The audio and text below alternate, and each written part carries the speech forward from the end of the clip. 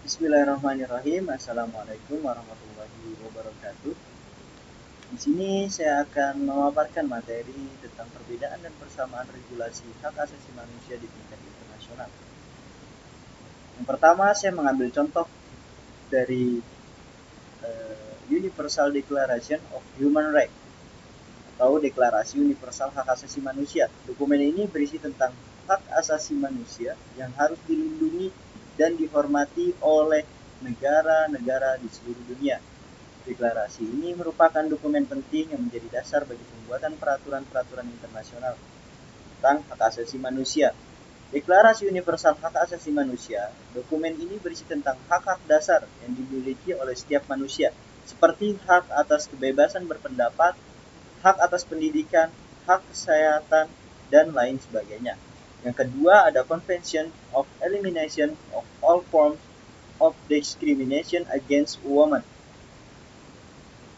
Konvensi penghapusan segala bentuk diskriminasi terhadap perempuan adalah sebuah perjanjian internasional yang disepakati oleh PBB pada tahun 1979.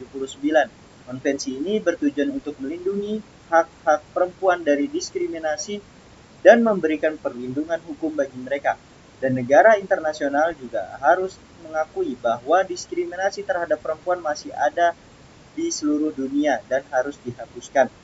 Konvensi penghapusan segala bentuk diskriminasi terhadap perempuan, konvensi ini merupakan upaya untuk melindungi hak-hak perempuan agar tidak lagi mengalami diskriminasi dan mendapatkan perlindungan hukum yang layak.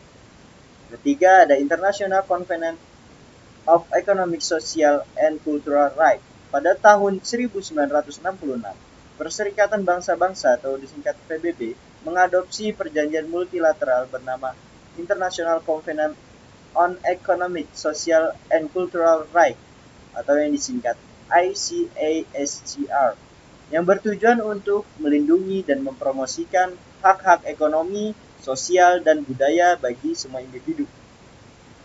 ICASGR mengakui bahwa hak-hak tersebut saling terkait dan tidak dapat sepenuhnya dinikmati tanpa realisasi hak asasi manusia lainnya.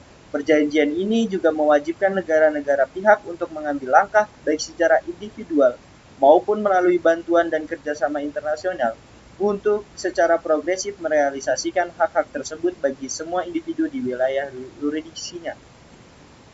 Konvensi Internasional tentang Hak Ekonomi, Sosial, dan Budaya menegaskan pentingnya perlindungan dan pemajuan hak-hak tersebut serta kewajiban negara-negara pihak untuk merealisasikan secara progresif. Selain itu, konvensi ini juga mengakui bahwa hak-hak tersebut merupakan bagian dari hak asasi manusia yang tidak dapat dipisahkan dari hak-hak lainnya. Yang keempat, ada International Covenant on Civil and Political Rights.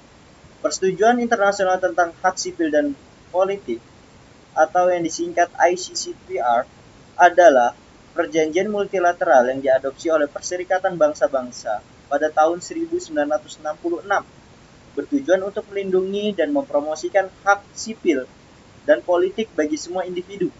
ICCPR mengakui bahwa hak-hak ini saling terkait dan tidak dapat sepenuhnya dinikmati tanpa realisasi hak asasi manusia lainnya.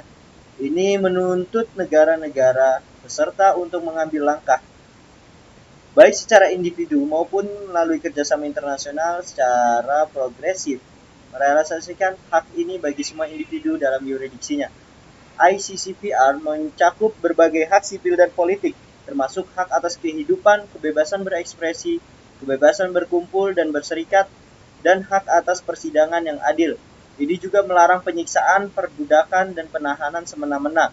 Negara-negara peserta diwajibkan untuk mengirimkan laporan reguler kepada Komite Hak Asasi Manusia PBB tentang kemajuan mereka dalam melaksanakan ketentuan perjanjian. Apa saja persamaan dari regulasi hak asasi manusia tingkat internasional tersebut?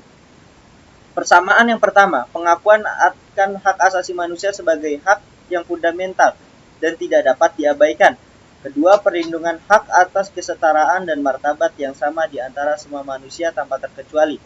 Tiga, perlindungan hak atas kebebasan berpikir, berpendapat, dan berekspresi. Empat, perlindungan hak atas perlindungan terhadap perlakuan yang kejam, tidak manusiawi, atau merendahkan martabat manusia. Kelima, perlindungan hak atas pendidikan, kesehatan, keamanan sosial, ekonomi yang memadai. 6. Perlindungan hak atas pekerjaan yang adil dan upah yang layak. 7. Perlindungan hak atas kebebasan beragama, berpikir, dan berkeyakinan. 8. Perlindungan hak atas kebebasan dari penahanan atau pengasingan sewenang-wenang. Kemudian apa saja perbedaan dari regulasi hak asasi manusia di tingkat internasional tersebut? Perbedaan yang pertama itu terdapat di status hukum. Dalam Universal Declaration of Human Rights, itu status hukumnya deklaratif, artinya tidak dapat memiliki kekuatan hukum yang mengikat. Dalam Convention of Elimination of Form Discrimination Against Women, ini mengikat bagi negara-negara yang telah meratifikasi perjanjian tersebut. Berlaku juga bagi ICICR dan ICCPR. Kedua, fokus regulasi.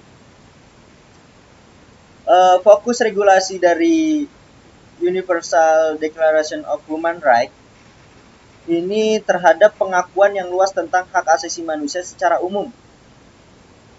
Pada Convention of Elimination of Form of Discrimination Against Women, ini fokusnya terhadap hak-hak perempuan.